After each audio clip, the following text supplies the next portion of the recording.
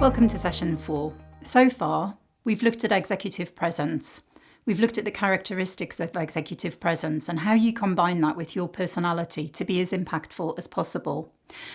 We've then taken those characteristics and looked at how you use those to hold the room. We've talked about how you can be as effective as possible in meetings. Now in session 4, we're going to take that one step further and we're going to move from the boardroom table up onto the stage. One of the ways that you can make sure you're as visible as possible, remember that characteristic from earlier, is to speak in public, be that within your organisation or outside of your organisation. That's a way to make sure that you can be seen and also heard.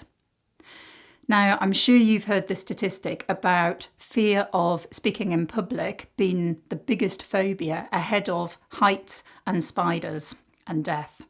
So not everyone will feel comfortable speaking in public. Some of you may, that's great. I still think you'll learn something from this session.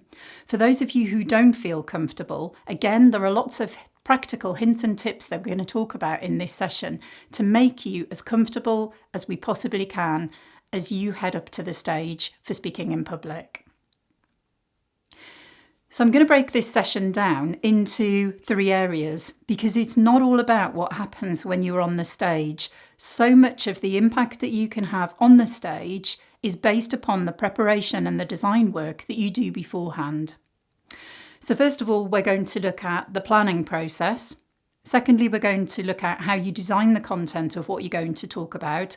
And finally, we're going to put you on the stage and look at how you present yourself when you are on the stage. So let's think about the planning process. Very often, when people are asked to present, the very first thing that they do will open a PowerPoint straight away. So my advice is stay away from PowerPoint, stay away from any slides, stay away from the design work. The very first thing that you need to do when you're preparing for a presentation is ask yourself some very simple questions, and this will help you with the planning process. So the first thing to do is start with the end in mind. So roll forward. Imagine that you've just finished your presentation. How do you want your audience to leave the room? What do you want them to be feeling? What do you want them to be thinking? What's your objective in the presentation? What do they need to hear from you?